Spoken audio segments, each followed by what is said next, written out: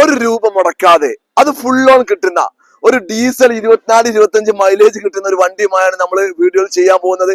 അതും 2016 model hybrid ആണ്, single owner വണ്ടിയാണ്.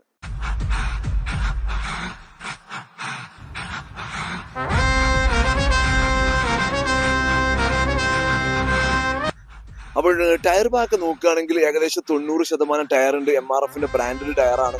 ബോഡി ക്വാളിറ്റി ഒക്കെ ബോഡിമ സ്ക്രാച്ചോ ഡെന്റോ കാര്യങ്ങളോ ഒന്നും തന്നെ ഇല്ല. സിംഗിൾ യൂസർ വണ്ടിയാണ്, ഹൈബ്രിഡ് ആണ്. നല്ല ക്വാളിറ്റിയിൽ തന്നെയാണ് വണ്ടി മെയിൻറ്റെയിൻ ചെയ്തിരിക്കുന്നത്.